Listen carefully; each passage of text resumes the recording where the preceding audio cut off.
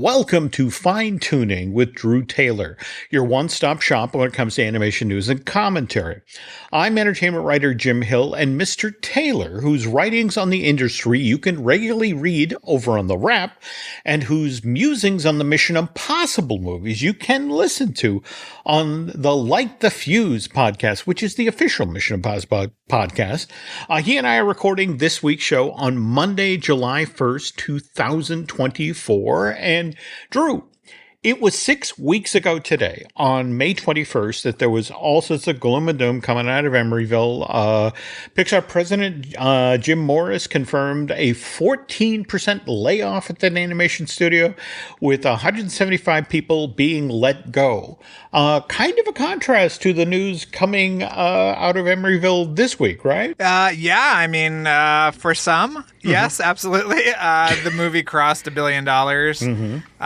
It's the first movie to do so since Barbie last year. There you go. And the only movie to do so in 2024 thus far. Although I think we're going to talk about another potential $1 billion buster in a minute. There we are. Yeah, so, I think that, there is obviously a lot of elation coming out of Emeryville, as well as, it's putting aside fears that Pixar has lost their touch. It's putting aside fears that nobody is going to the movies. But I have to think about those animators who worked on the movie and were laid off and are thusly not eligible for the bonuses and other incentive programs that usually come along when a movie reaches a threshold like this. So, okay. It's a little bit of a bummer. And, so many of those people came from Blue Sky too, which I didn't know until someone told me recently.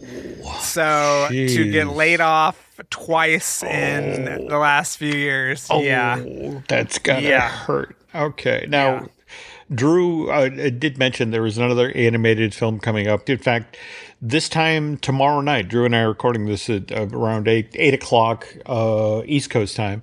And by this point, the preview night screenings will have begun for Despicable Me 4, right? Yeah, absolutely. Okay. Yeah. Doesn't officially open till Wednesday, July 3rd. And again, what's going to be interesting is the yardstick to get to $1 billion. Well, I mean, Inside Out did it in just 19 days, theatrical release. And I guess what's intriguing to me is when they're going to start the counter on Despicable Me 4, because remember, it opened in theaters overseas back on June 20th, already has racked up 25 million international ticket sales. And given that this is the first new Despicable Me movie in 7 years, as Drew mentioned. Well, there was a Minions movie. Well, now it's interesting you say that, because that's depending on how you count this franchise, that yes, there have been 4 Despicable Me movies, but at the same time, there was the original Minions in 2015, and not to mention Minions Rise of Gru back in 2022. So technically, yes. So it's been 2 years. Yeah. Yeah. Okay, so that is an excellent point. And as of tonight, the box office projections for the 4th of July weekend for this Universal Pictures release, currently, what is it, 100 million to 125 million? Does that jibe with what you've been hearing, or? Yeah, I think it's actually going to overperform, just like Inside Out did. I saw this movie at Annecy. It was a crazy screening, and I walked out of there thinking, oh my God, this movie is going to make... They haven't invented the number that this is going to make. It's going to make so much money. So, yeah, I think it's going to overperform. I think that, kids are looking for something to watch. Families are looking for something to watch. And they love this franchise, Jim. As someone who lives underneath the specter of a giant looming minion popping out of a building at Universal Studios, I know, Jim. There we go. I'm under its sway. Yeah. He sees you when you're sleeping. He knows when you're awake. Okay. That's right. All right. We're going to have a little more Despicable Me news in a moment. But before that, I want to remind you that Fine Tuning is brought to you by TouringPlans.com. And if you're headed down to Central Florida anytime soon, to sample some of the theme parks that you will find around the city beautiful. Well, touring plans can help you save time. More importantly, it can help you save money as you wander around Walt Disney World and the Universal Orlando Resort, which, by the way, has, what is it, that Minion Mayhem game there. Mayhem, and there's 3D Minions. There you go. But the only thing touring plans can't do, Jim, is refill the trough in Tiana's Bayou Adventure. That's the only thing they cannot do. We'll get to that. Okay, but again, if you're looking to go to Florida, please check them out at touringplans.com. Okay, so again, in theory, Despicable Me 4 is going to be a big hit, and in order to promote a big film, you got to do big things, which in this case means that Universal Pictures staged this, well, what's the phrase they use? Activation? Yeah. Well, Jim, you and I, when we saw the Sphere for the first time, especially when they had the big kind of emoji on it, we said, oh, it's only a matter of time before that turns into a Minion. And what happened, Jim? There we go. But not just any Minion. This is Mega Jerry, one of the MCU-inspired Minions that turns up in Despicable Me 4. And now, mind you, you can go on YouTube right now because there were a number of folks who, during the period that this was up running on the Strip, and that was only from June 24th till, just last night, Sunday, June 30th. But and I have learned so much about the Sphere getting ready for tonight's story. Like, for example, the space, the surface that Jerry was appeared on, that's the exosphere. Again, it's the outside that's covered with LEDs, and they created this 90-second long piece of animation that ran twice every hour, but the animators from Illuminations who did this evidently did crazy amounts of research about where things were around the Strip. So Mega Jerry is, for example, when he looks across the street at the Venetian Hotel, he's supposedly looking into specific rooms and then gets embarrassed. And likewise, Drew just mentioned Tiana's Bayou Adventure, which has having its issues at the Magic Kingdom at Walt Disney World. But just like the Tiana animatronic who supposedly tracks guests in their logs as it passes through, Mega Jerry was doing the same thing, only with the monorail that travels the Las Vegas Strip. He was literally following it with his eyes. That's really clever. And that's an old Disney World monorail, isn't it? Once upon a time, I think at this point it's a next generation one, but the other thing that kind of evidently a cool moment as part of this activation is Jerry was looking across the street at the High Roller, that 550-foot tall Ferris wheel, and as he's looking at it, he distractedly supposedly reaches down onto the Las Vegas Strip, grabs a party bus, and then eats it. Oh, that's funny. I thought that was funny too. But anyway, again, if you want to see this stuff, folks, you have to head over to YouTube because, like I said, Jerry's done his stint on the Strip, and now it's all Jerry's dead. Jerry's dead, Jim. I'm sorry to tell you. Spoilers. Yeah. Oh, well, there we go. Okay, now, as we mentioned just a moment ago, there are, 4 Despicable Me films, but 2 Minion movies, so 6 in the franchise. On the other hand, to date, there have been 3 SpongeBob movies. The original SpongeBob film released to theaters back in November 2004. Then there was Sponge Out of Water, which arrived in theaters some 11 years later, February of 2015. And then we got Sponge on the Run in March of 2021.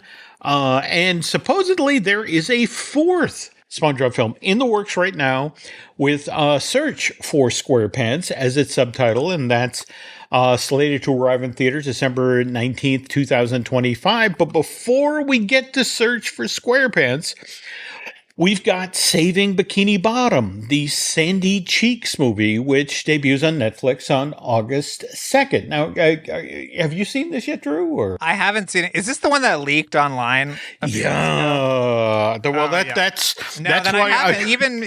Yeah. On my best behavior, Jim. Have not seen it yet. Okay. Okay. Yeah.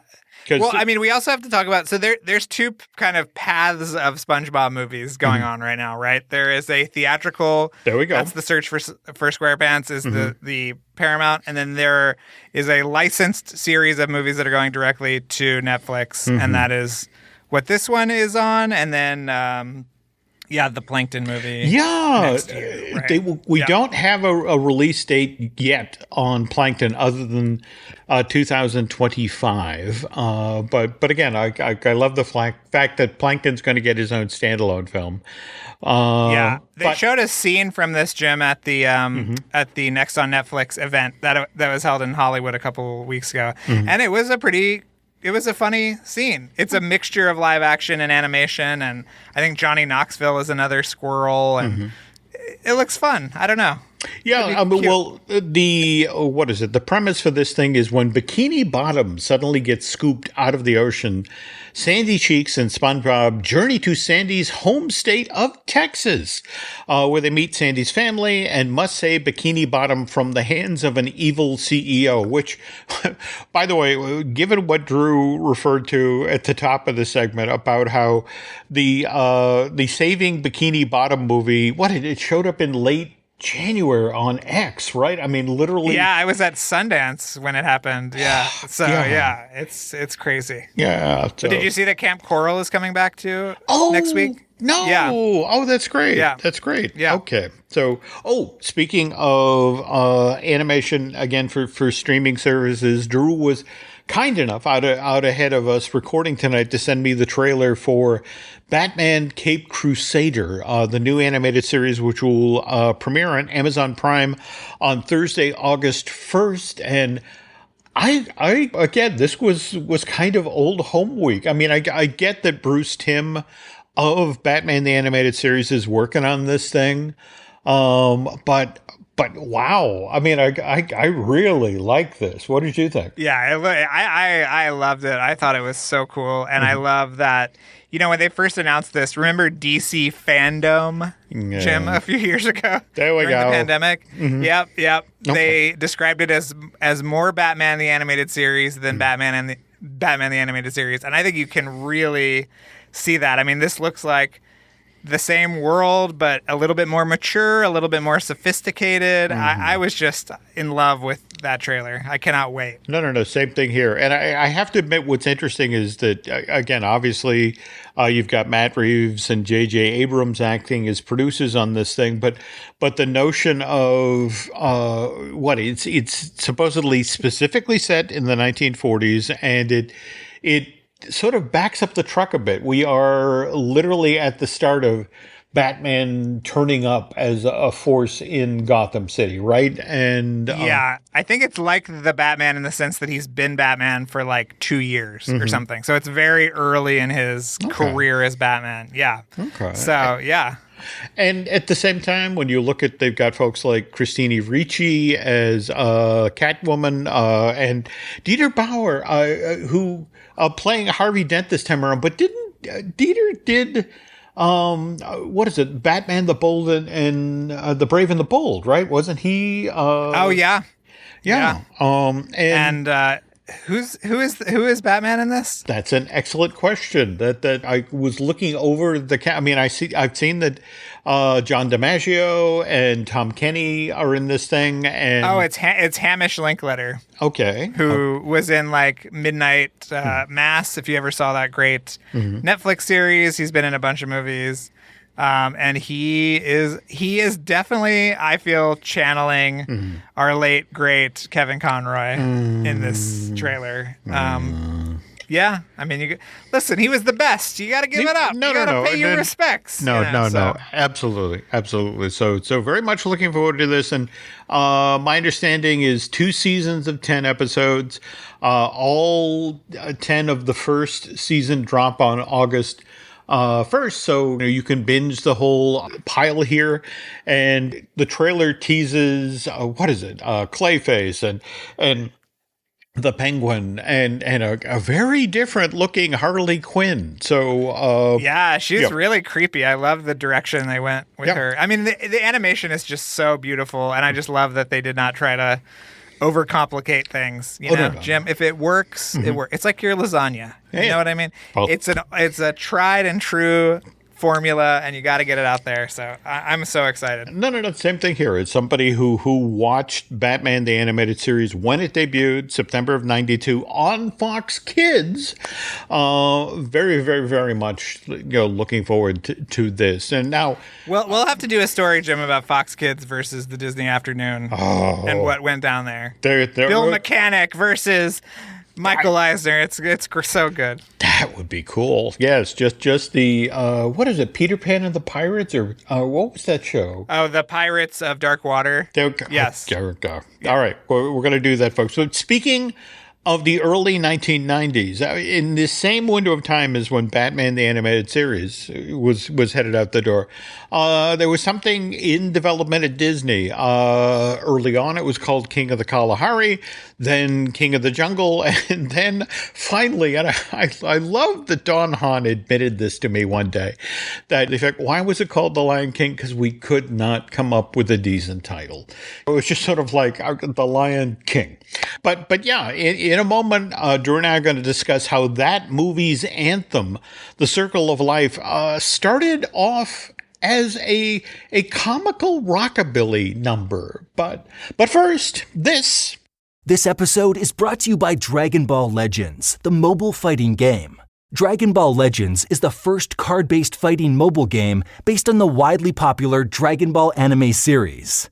This impressive game, based on the adventures of the Dragon Ball characters, has high-quality 3D graphics and authentic voice acting.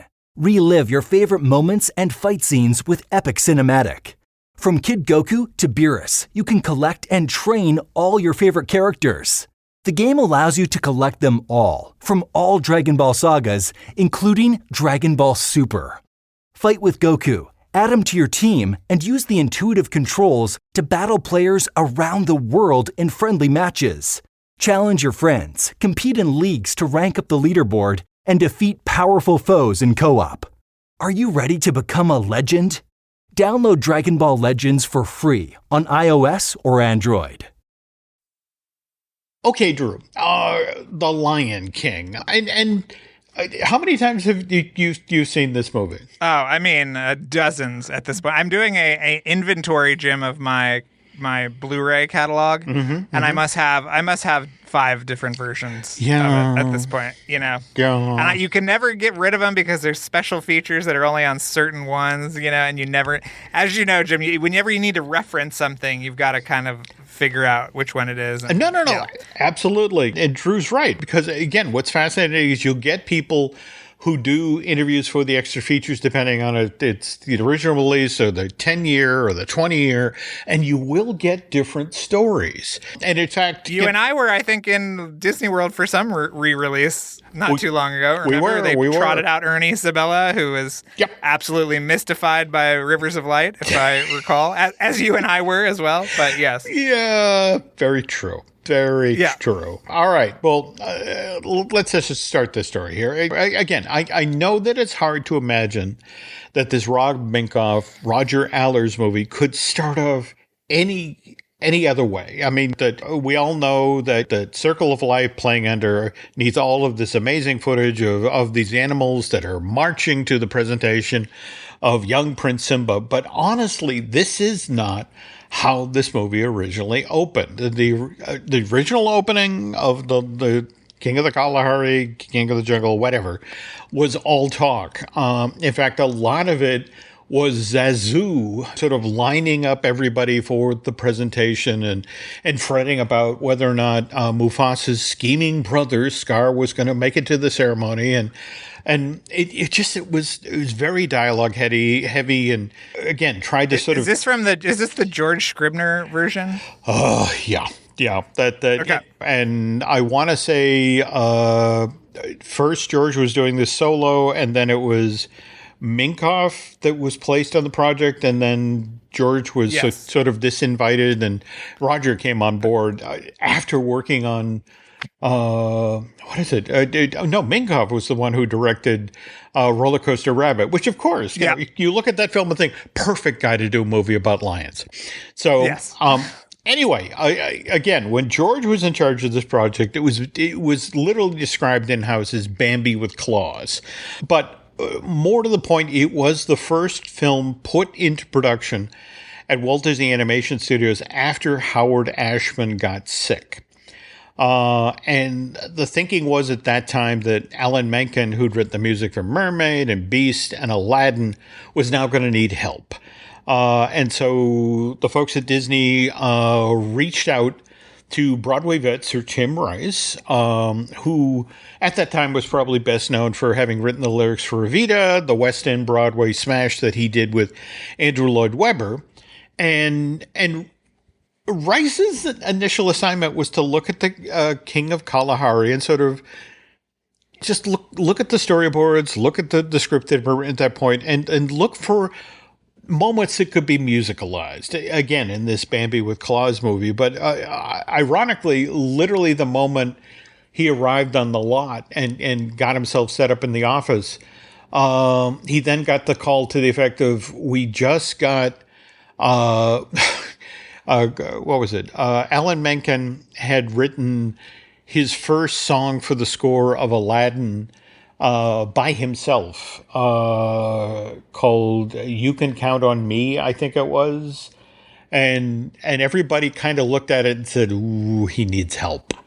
And so that they asked Tim Rice if he would go over and help out with the lyrics for the songs that still needed to be written for Aladdin. And in fact, it was, there's a great story about how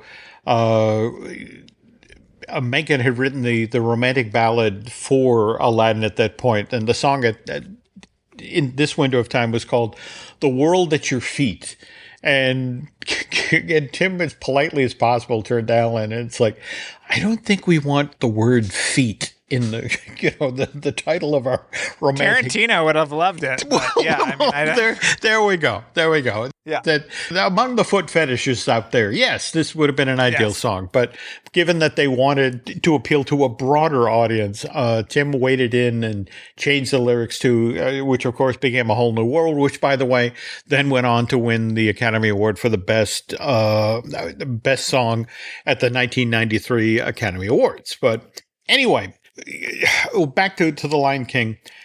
Menken is not available to work on again, King of the Jungle, King of the Kalahari. He's already committed to working with Stephen Schwartz on Pocahontas. And so the folks at Disney, realizing that, okay, if Tim's going to write the lyrics for the songs, who's going to do the music? And so Disney asked him, well, who would you want to work with? And Tim Rice supposedly replied, well, look, you're never going to get him. But if you want to reach out to somebody, I'd love to work with Elton John. And what was especially interesting about this is that a year or so previous, Disney had reached out to Sir Elton with the idea that they might be able to persuade this Grammy Award winner to create the score for an animated film with his longtime creative partner, Bernie Taupin. But unfortunately, Elton and Bernie were feuding at the time, as they would repeatedly do over the 50 plus years now that they've worked together. And so they turned down Disney's offer. But what movie or what project was that? Do you know? What was interesting is I've heard it was Swan Lake. Disney for a time in the early 90s kicked the tires of Swan Lake a couple of times. And of course, the irony is, who is it that made the Swan Princess and then made like 5 direct-to-video? Yeah, it wasn't Bluth, but it was some kind of sub Bluth Yeah, it was activity going on over there. Bluth adjacent. Okay. Yes. So, yeah. All right. So they go back to Elton and offer him the opportunity to write some songs for an upcoming animated film with Sir Tim Rice. And it turns out that John was a fan of Rice's work for the stage, especially Jesus Christ Superstar, and said, sure, I'll do that. Downside, though, is this collaboration had some weird rules. And I think Drew and I, when we're pre-gaming today's show, you were mentioning that Elton was like on a multi-year world tour, right? When he got offered this gig. Right. And it was like from what I understand is his head was not super into it. And again, you're not wrong. And again, because it was the tour was so lucrative that it's like, look, I will fit this in between tour dates. And the idea was that the rules that Elton laid down was like Rice needed to send him completed lyrics. And then once he had the lyrics in hand, John would then go off and write the music.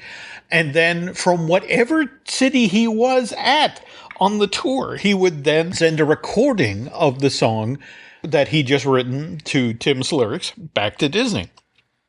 And so, as I mentioned earlier, Tim Rice has been looking at the script and storyboards for King of the Jungle, and again, looking for moments to musicalize. And there was this one scene in the first act of the movie where young Simba turns to his dad, and they're about to have breakfast, as in they're about to take down a gazelle. And it's like, Dad, are we bad for doing this, for eating the gazelles? And Mufasa explains to his son, well, look, yes, we eat the gazelles, but the gazelles eat grass, and grass grows when we die and re-enter the earth. So it's all a circle of life. And but the thing of it is that because this was kind of a gruesome topic, Rice had written this kind of light, silly lyric that when Elton John got the lyric, he wrote a rockabilly number. But again, it was in that, if you're looking for the moment in the movie where this would have gone in, it was kind of the everything the light touches. Though also didn't they for what is it? The IMAX version of The Lion King. They took that number from the Broadway stage show, the Morning Report. Morning Report. This, So picture this in the spot where the Morning Report was. So, all right. Anyway, and again, so they put it in the movie, and everybody goes, "Well, that's cute. That's light. All right, that works." And which is all well and good until one day, when Roger Allers and Rob Minkoff are in the editing bay working on an early cut of The Lion King, and Don Hahn, again, the producer of this animated feature, comes into the editing bay holding a cassette tape and says to Roger and Rob, you need to listen to this. And so they throw it into a cassette player, and the song they're listening to is the demo for Colors of the Wind from Disney's Pocahontas. Collaboration from Menken and Schwartz obviously establishes a very distinct style and an overall tone for that animated feature. And Hahn, Allers, and Minkoff look at each other and realize, oh, man, wouldn't it be great to have a song like this for The Lion King, something that would establish the overall tone and the style, and wait a minute, we have that overly talky scene at the front of the movie with Zazu lining up the animals and all that, and wait a minute, what if we take that silly Circle of Life song and ask Sir Elton and Tim Rice to turn it into something serious. And again, to give Tim credit, I mean, it's like, look, Disney signs the checks. So it's like, they asked me to do this. I wrote a new lyric. He then reached out to Elton to explain the situation, particularly the part where Hahn, Allers, and Minkoff needed the song yesterday. And Elton says, all right, tell you what, I'm in London next week. I'm going to be in the studio recording songs for my next album. Why don't you fly over, meet me in the studio, and I'll see what I can do. So that's what Rice does. He gets on a plane. He flies from Burbank over to London, And he arrives at this recording studio just as all of the session musicians who are working on Elton's new album are headed out the door to lunch. And so Rice walks up to John, who's seated at the piano, hands him the lyric sheet, and Elton looks at it and decides, I don't need lunch.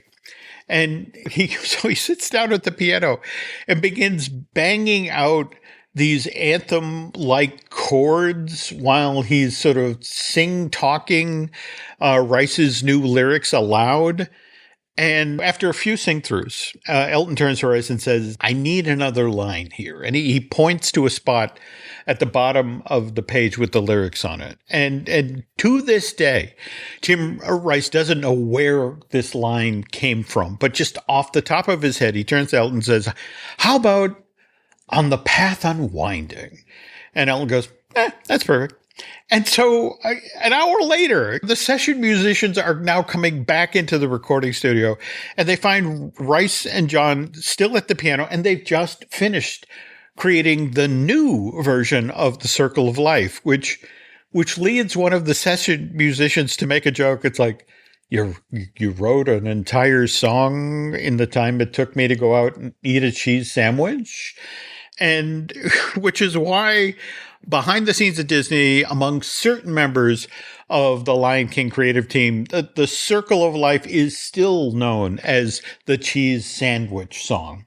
And Drew, you've heard the stories about Hans Zimmer and the work he did on The Lion King, right? Oh, yeah. I mean, I think that he was the one that kind of got this across the finish line. That's it, right? Exactly. That's it, exactly. And in fact, didn't he wind up with this job because he had done, what was it, The Power of One, that had that amazing South African-inspired score? Yes. Yeah, but here's the thing. Again, all of these songs that Elton John and Tim Rice wrote had to be orchestrated for the film, and they were looking for, again, that big grand style that. So again, just like Pocahontas with Colors of the Wind, these would be important songs, and so Hans Zimmer was looking for a particular vocalist that he'd worked on with the Powers of One. Lebo M, am I saying the name right? Yes, yeah. Okay. And the thing of it is that he was like, that voice would be perfect. That guy would be ideal. And so he's reaching out to friends around the globe. Has anybody seen this guy? And he fell off the map, and so Zimmer's like, God damn it. That guy would be perfect. And it's like, but Disney's holding a gun to my head. I need to get in the studio. I need to get the demos recorded. I need to get going here. So he books the studio. He gets the session musicians together, and it's the day of the recording session. And who walks through the door of this session but Lebo M, and who it turns out had immigrated to the United States and was parking cars in West LA. And it just heard through mutual friends that Hans was recording, working for Disney on something, and it wasn't even coming to work, was just coming by to say hello. And Zimmer's like, oh my God, you're here. It's like, and it literally explains that I need you to do that thing you did in the Powers of One, that sort of cry in the wilderness thing. I mean, this thing has to start off with that. And he puts Lebo M in front of the mic, and the way the Circle of Life starts today, the thing that we all know and love today, that's literally because a guy who parked cars in West LA dropped by a recording studio to say hello and was then put in front of the mic. It's insane. Yeah. It's insane. And he is such an important part of the legacy. I mean, like, he really shepherded that, what was it called? Rhythm of the Pride Lands, the kind of sequel album that ended up inspiring tracks in the sequel. It inspired tracks in the Broadway show. I mean, like, his and he came back for the 2019 one, and I'm sure he'll be back for the Mufasa in December. I mean, he did his. What he did to this music. And again, the real irony here is that Elton John gets an Oscar for, but it was not for Circle of Life. It was for Can You Hear the Love Tonight? And that's got its own set of stories that we should probably talk about at some point, especially the first time he saw the work in progress again on tour in Atlanta, and but it was Timon and Pumbaa who were singing. Yes. And in fact, I think it was Rob Minkoff who was telling me the story about that. Was interesting because I think if you go to that theater in Atlanta today, there is still a hole in the ceiling where Elton hit the roof and effectively told them that if you don't change this love ballad back to an actual love ballad, I am pulling all of my music out of your movie. But again, that's a. Do you know how the Circle of Life sequence ended up as the first trailer for the movie? Because at the time, that was pretty bold, but again, the other story that I love that's associated with that, again, you're not wrong. And I want to say it was Dick Cook, who was the then head of Disney Studio, who watched the work in progress of Lion King and said, "That's it. We don't need. I don't need clips. I need that whole number." He was head of marketing. Yeah, there you go. At the time. Okay. Yes. So what ends up happening is that, of course, that plays in theaters, and I want to say, what is that? That's 93. So it's in front of like the Santa Claus and the Three Musketeers. Remember the Three Musketeers that Disney made? Yes. Oh, well, but it was it must have been in front of what was the 93 animated movie? Oh. Or was there not one? Well, no, that's, again, Aladdin. Aladdin. Okay, so I think, didn't it play in front of Aladdin? And it was sort of like, whoa. Yeah, well, no, that's it exactly. But here's the thing. Here's the part of the story that I love, that everybody sees that. And remember how it ends with that boom. And so they immediately turn to Don and, oh my God, that's amazing. Is the rest of the film like that? And Don knows what a train wreck The Lion King is still at that moment, that they're still trying to pull the movie together. And he's like, absolutely, that's what the rest of the movie is like. You come see it in June, if we actually finish it by June. So yeah, it was in front of the Three Musketeers, the Charlie Sheen version. There we go. If you recall that, as well as Sister Act 2, Back in the Habit. And you're right. Apparently after that started playing, they did 11 test screenings, Jim, to make sure. No, that's it. To live up to that sequence, So, yeah. I mean, Don still talks about, I want to say they did one last test screening, and they literally went to Katzenberg and said, we feel we're so close, but we need to put like these 10 things in the movie. And for example, one of the 10 things that they had to animate and get done at the very last minute was when Rafiki suddenly turns into a kung fu master and beats up the hyenas. That was in the movie, but Don talked about how when they put that in, and the very next screening, the audience exploded. They were waiting. I said, you didn't know they were waiting for that moment with Rafiki until you put it there, and then it's like, oh my God, of course this character is a kung fu master, and it's like, oh my God. But yeah, everybody, when that thing opened in June of 1994, and everybody realized, as you mentioned, the 11 test screenings and working on it right till the last moment it goes out the door, and then suddenly it's this smash hit. It's like, oh my God. And again, remember, it was the movie that nobody wanted to work on. Everybody wanted to work on the prestigious movie, Pocahontas. But anyway, again, we're looking back at this movie right now because this summer is its 30th anniversary of its release. And as Drew just pointed out, the franchise continues this December with Mufasa, the Lion King.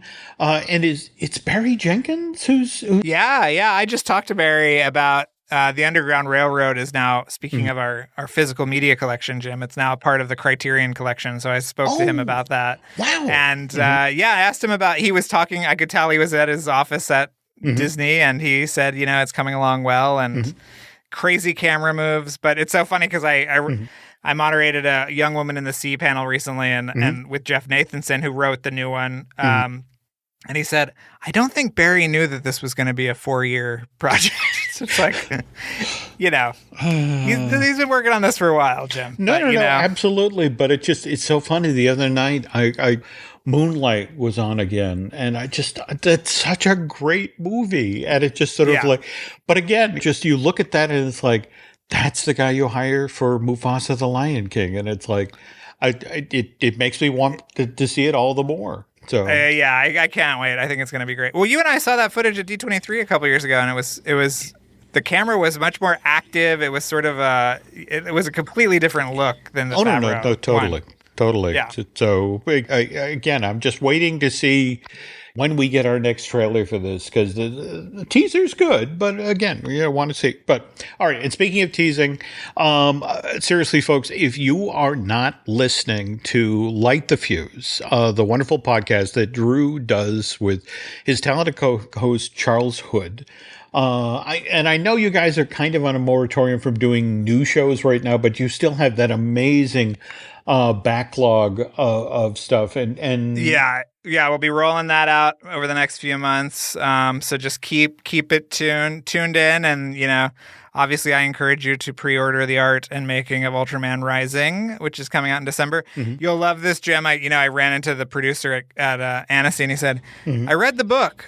Nobody will have any questions. So everything you want to know about the making of this movie is in this book. Okay. So I think that was a way of saying you did too much work, but you know what? I'll take it, and I hope everybody enjoys the book. Yeah.